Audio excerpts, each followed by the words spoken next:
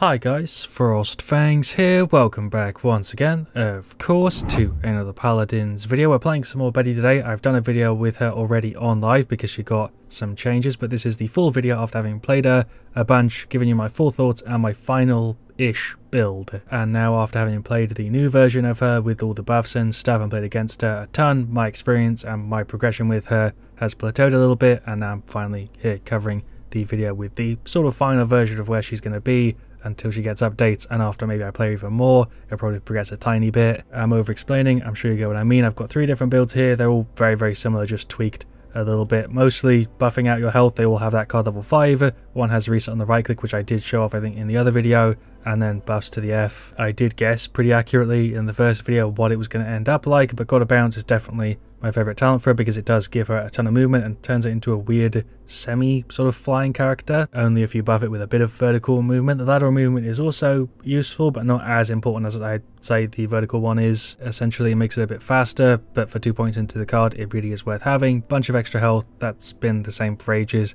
and then a bit of self-heal on the F because she really doesn't have any sustain. Again, like I said in the last video, I thought this card would be really strong if you come up with a talent. It is. Without the talent, it's not really worth running, but if you're going to run with like a 3 or 4 second cooldown on your F, spamming it, flying around a ton, the heal is really quite nice to have. Although this is all obviously personal preference, I don't think I'm ever going to need more than just this setup and a variant of it if you're dealing with a ton of point tanks. You want to spam the right click a bit more, and then there's one with just a ton of verticality to really push the F. They're all essentially the same build, they're the same cards, just pushed and leveled in different directions depending on what you want and what you fancy. I can't see myself ever using anything other than these, at least with the way she is at the moment, which is why I'd say this is sort of the one build you're ever going to need for Betty. I have seen other people, for the most part, that have been doing well with Betty running something similar to this or a variant of this. If you run something different, I'd of course love to know. I'm sure we'd all love to hear from you in the comments if you run something completely different to this and it's, you know, shredding fear. It's a little early to say for sure, but it does feel like the meta for Betty has settled rather quickly compared to some of the other characters, mainly because the things that have turned into her meta setup and what people have been using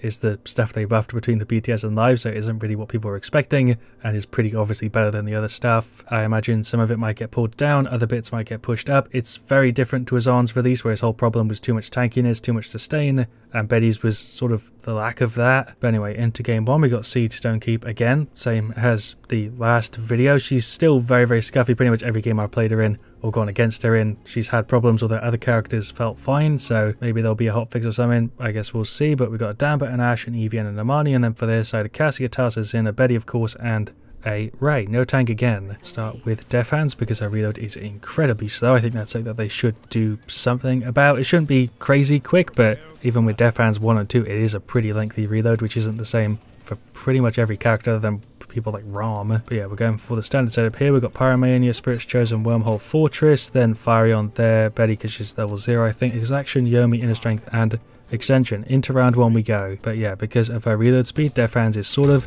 a must buy. You can get away without it, but it might be kind of tough, and I would recommend getting Def Hands at least 1 at the start of a game and then maybe getting other items if you fancy, but without any Def Hands it is pretty rough. With this setup you are pretty slow, you're relying on your F for movement really, but that's fine because of how easily you get it up. There goes the Cassie, just going to drop the Q down here, just waiting for the F to come up.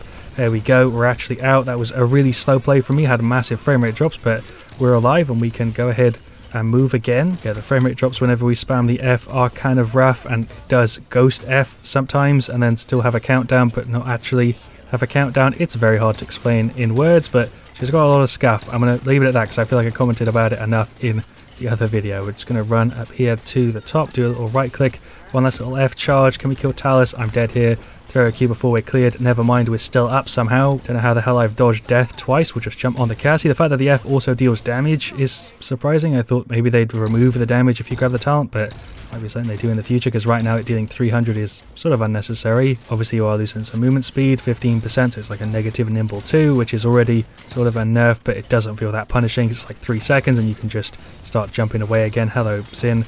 Level 2 really is a sweet spot I feel like for the verticality and the lateral stuff, but we're dead. It's just about to run in to grab the overtime, but instead we're going to just pop the ultimate. I always forget you can use the left click for the ult. Just glide around to make sure they don't jump onto it, and then we'll fire it. I guess just there. Yeah, sure. Did that go off? I don't know what just happened, but we killed the Cassie. was sort of lucky, but okay. Obviously the best way to use the F, especially if you're going for a setup like this, is to use the F, use a shot, use the F, use the shot, similar to how you'd play Eevee and a few other characters, but I'm sort of lazy and it's not really that important. It's a casual siege. Damper doing a solid job with heals. The right click reset setup does also work really well if you're up against multiple tanks, for sure. It can just output crazy amounts of damage on the point. King of the Hill as well is a really good situation for a lot of people are really clustered. Overall though, I definitely say the F heal setup is the standard one, and the one you're going to see and use the most often. Jump up here, get some shots on him, left click, right click. Alright, there's a Q, Betty jumping over. Can we do that too with just like 2 tiers on it? Oh, we can.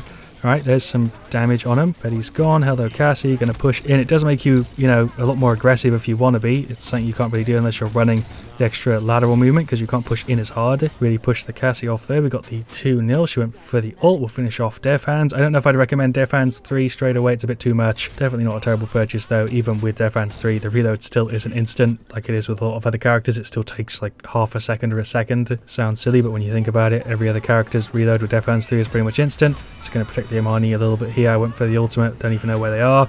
We'll just fire it over there. Is that going to hit me anything? Nope. Don't know where the enemy team is, but I guess Cassie's in our back line. Okay, we're going to just F over this way. It is pretty hard to hit you when you're in your F, which is why the heal is so good even at 150. It's not crazy, but you can easily get Cauterize off of you because it's so short. There we go. There is the 3-0. We're actually doing way better in this one. It's probably not going to show too well in the video because the team's carrying me, to be honest. I just overall though feel much more comfortable on Betty, and even though we're really slow when we're walking around, because of how short the cooldown is on the F, you really can just spam it as much as you want. It's like 3 seconds. Doesn't really feel like you don't have it when you need it unless you positioned yourself kind of badly. I'd actually say Betty overall with the buffs is in an okay position. She definitely isn't overpowered with this. She's slightly more annoying than she was on the PTS for sure, and is definitely a lot stronger, but I will say that even with the way she is now, she feels relatively balanced. Not anything too crazy like Azan, not even close. Azan was the most overpowered release I think we've had in a minute. He's still really good, even after like 4 nerfs. I guess I can actually sit on this. I can't remember what I was saying. I think I was talking about other stuff, but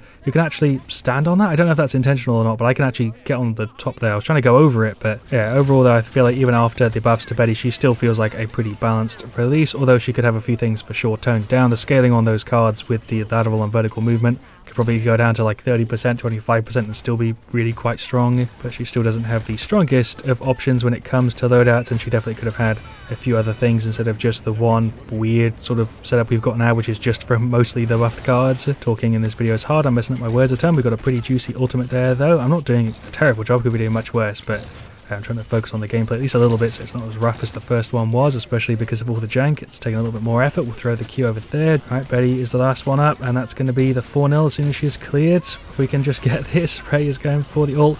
We'll drop our Q on here. I think this is just over. Even if they get the defense here, I can't see them winning this, or maybe they will, and it'll be one hell of a recovery. I'm fine with that, to be honest. I played really stupidly there. The team is just doing a great job. Even if I was AFK here, these guys would be, I feel like, sort of holding their own. Do we go for Haven and Veteran? Very standard combo, especially on Betty. It works really well. We'll go for the double Haven. You could grab, I guess, Nimble on this, but it doesn't really feel necessary because of how often you're using the F. I don't feel like movement speed really matters, even though it's been reduced by 15%. I think it makes sense to try and buff it. Since pushing in her on the Imani, she actually got out of the ult there, she didn't need to. Maybe a Nimble would be useful though, to maybe remove a bit of the debuff. Just trying to juke with the Cassie here. Got the F up in like a second, and then we can get away. Talos is going for the ultimate. Maybe I should have bind the F to summon on my mouse, to be honest, with how much I'm using it, but don't really need to use my right and then the F at the same time very often. Let's pop the F a little bit more. Can we get up here? Indeed we can. The lateral and vertical stuff honestly is super nice to have. I feel like 80% for 2 points into each card is just kind of crazy. Again, could be nerfed quite substantially and still would be really useful. Literally paying half attention to the game and half to my commentary and still somehow doing fine. I'm making really messy plays, but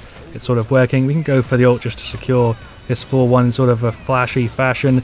Let's push her off maybe with the F. It does push them a little bit, but not enough. Get a turbo reload in. There goes the Ray. Betty ulted.